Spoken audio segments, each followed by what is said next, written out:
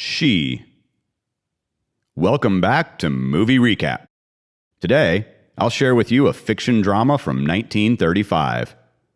She is an American film produced by Marion C. Cooper. The film is based on the 1887 novel of the same name by H. Rider Haggard. It was hoped that She would follow Cooper's previous success, King Kong. Cooper had originally intended to shoot the film in color, but budget cuts by RKO forced him to shoot the film in black and white at the last minute. However, the black and white film had disappointing results at the box office. Here we go. Spoilers ahead. Watch out and take care. The film begins with John Vincey waiting for his distant nephew, Leo Vincey. He tells his fellow scientist, Holly, that he feels it is his last night and he must pass on the valuable information to Leo. Leo arrives from America to his ancestral state in England on an urgent notice. John shows Leo a portrait of his ancestor from 500 years ago who looks exactly like Leo. John illustrates his discovery to Leo. He tells Leo the legend that there was a woman who died at the door of his ancestor John Vincey. John gives Leo the letter dictated by the dying woman, which says that there is a flame in the north somewhere which is the flame of life. John and Holly have worked for 17 years in their lab to prove that there is such an element that can make life eternal. However, it can't be produced artificially. He gives Leo a statue of gold to bring with him. John tells Leo that only a Vincey can find it, so he needs to accompany Holly to find it. He tells him that Leo will fill his uncle's life purpose if he finds the flame and dies. Following the route outlined in the letter, Leo and Holly travel through frozen wastes and find a guide named Tugmore. Tugmore calls his daughter Tanya to serve dinner, who joins them at the table. Tugmore warns them that the place they want to go is very dangerous. However, when he sees the golden statue, he tells them he can find local guides for them. He suspects that they will find gold and tells them that he'll accompany them in their quest. He takes his daughter along to cook for them during their journey. They camp at a site because the dogs are tired.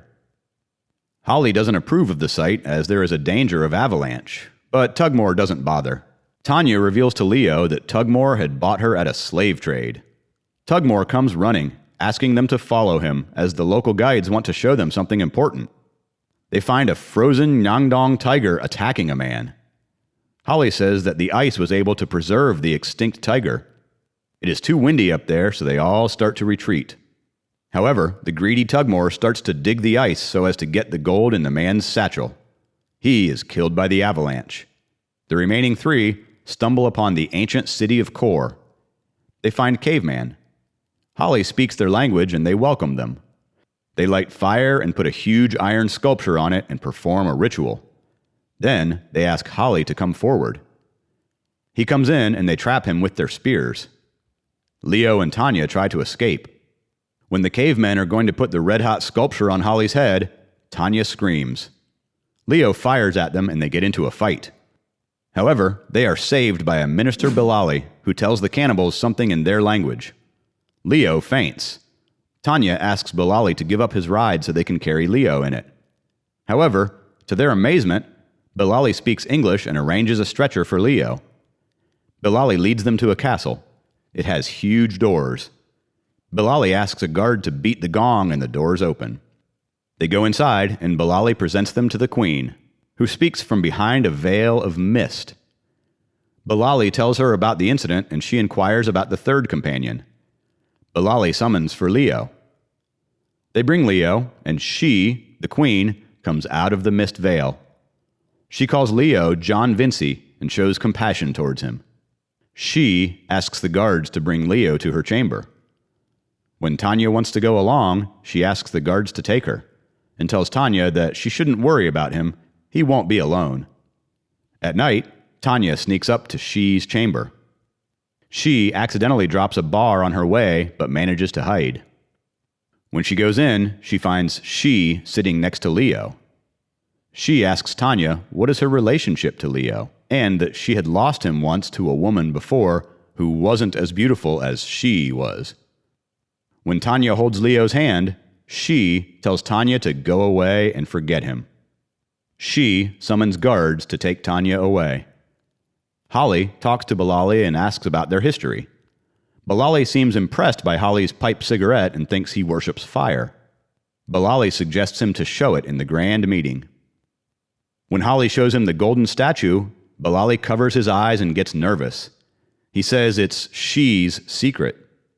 He accidentally tells Holly that she goes to the secret place alone and that it is not in a distant place. Balali gets annoyed and tells Holly to stop asking him any further questions, as he has spoken a lot already. Tanya comes back and tells Holly that she saw Leo. Tanya says that she feels something is evil about she. Balali tells them that she demands both of them to be present at the trial. The cannibals who attacked him, Leo, will be punished. Tanya tries to make out an explanation of what's going on. She asks Holly if she is thousands of years old and thinks Leo is John Vincey. Holly says they have to suppose it to be true. Leo wakes up and she is sitting next to him. She serves her drink and summons slaves to bring fruits. Leo tells her that he dreamed of her and she called him by the name of his ancestor, John Vincey, when he asks who she is. She tells Leo that she believes that Leo is the reincarnation of John Vincey. She tells Leo that the men who attacked him will be punished. When Leo asks about Tanya, she tells him that he should forget about her. He asks once again about who she is, and she says, "Yet you don't understand," and leaves. Tanya gets dressed up in a costume. She tells Holly that Balali told her to look good for Leo's pleasure. Leo comes and admires Tanya. Holly tries to tell him about what she found out about the flame, but Balali arrives and he stays quiet. Balali tells Leo that he has to sit next to she's throne. When Leo tries to take his friends along, Balali tells them only Leo is supposed to go there. Holly and Tanya will be among the spectators. The court is set up and the accused cavemen are brought in she's presence. She asks Leo to recognize the ones who attacked him. Leo points out 3 of them. She sentences them to death and they are thrown into a fire pit. Leo tells her that he didn't want them to die. He pleads she to forgive the rest of them. She tells Leo that it is terror that makes her subjects obey him. However, when Leo insists, she thinks it is because he is a Christian. She speaks of the time they heard of a prophet in Jerusalem who gave up his life for his people. He tells Leo that she will forgive them. However, when Leo leaves, she tells Balali to kill them all. Holly tells Leo that Balali was frightened to see the golden statue and they could use she's affection towards Leo to find out the flame. Tanya isn't impressed by the idea of getting more involved in the place. Rather, they should find a way to escape. Determined to find the flame, Leo takes the statue to she's chamber. He shows her the statue and tells her about the legend. She knows that the statue was given to them by John Vincey's wife. Leo is amazed that she knows someone from 500 years ago. She pleads Leo to dig into his memories, as he will find her with him in another life. She shows him a reflection in the water of John, who looks exactly like Leo, and she. Leo is amazed, but tells her that he doesn't have any memories of her.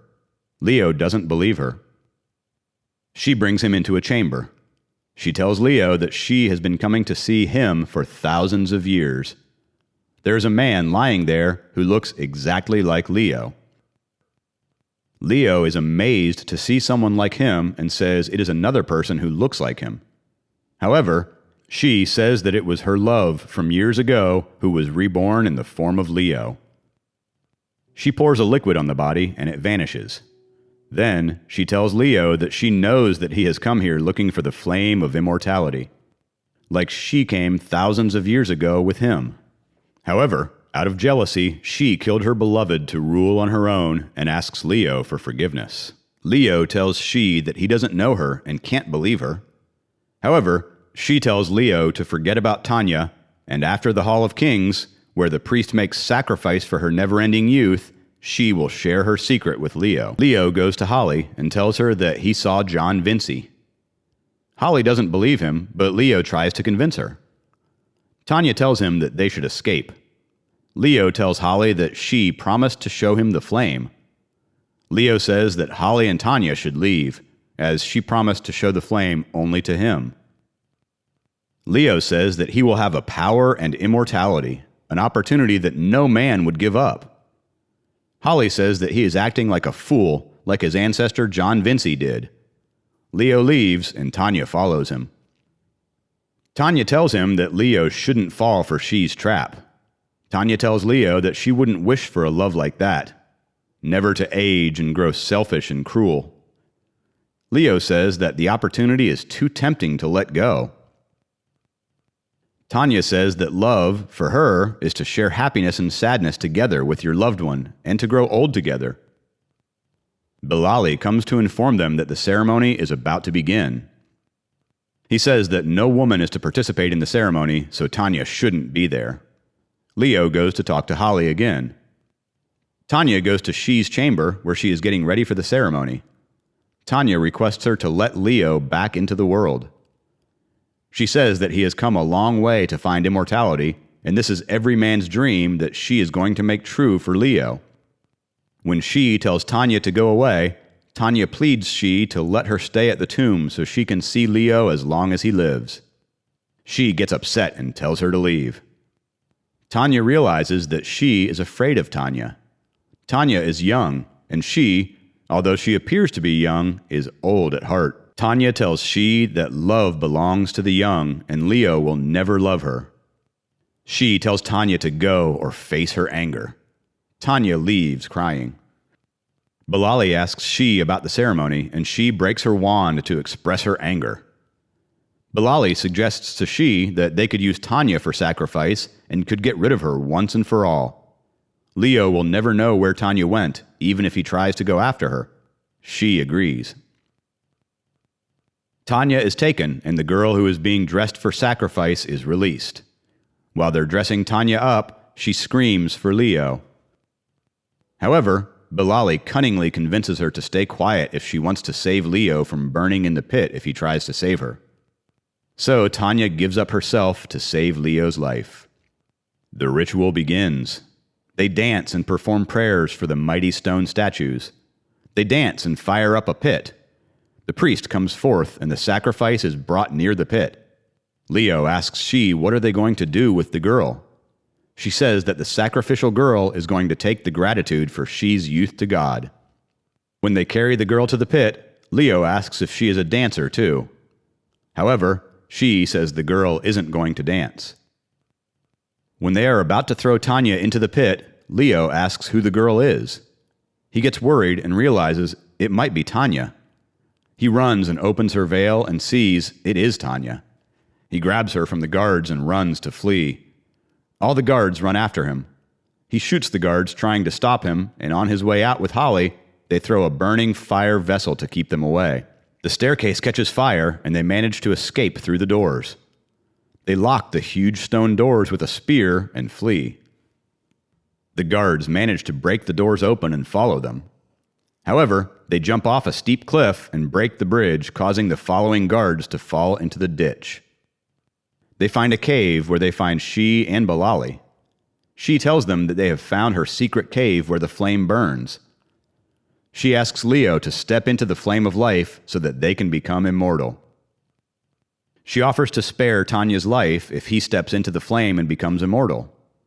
Leo agrees to do it for the sake of Tanya. But Tanya tells Leo that She can't be trusted. There is no guarantee that Leo would come out of the flame alive. Leo hesitates. She offers to step in first. She steps into the flame, and as it grows, she warns Tanya that she will be old and wrinkled, and she will remain young. With each flame firing up, instead of renewing her youth, She ages hundreds of years, finally stepping out as a withered mummy-like creature and dies. Balali cries on Her Majesty's death. Leo, Holly, and Tanya then safely make their escape. In the end, Holly narrates their autobiography of the incident and says that no one would believe it. Holly says that either she was exposed to excess of the radiation or there was an even greater power that withered her. Tanya says that she believes there is a flame of immortality, which is the flame of love that lies in the heart of true lovers. Thanks for watching. Like if you love the recap. Subscribe for more. If you would like a particular movie to be recapped, Comment below to let us know.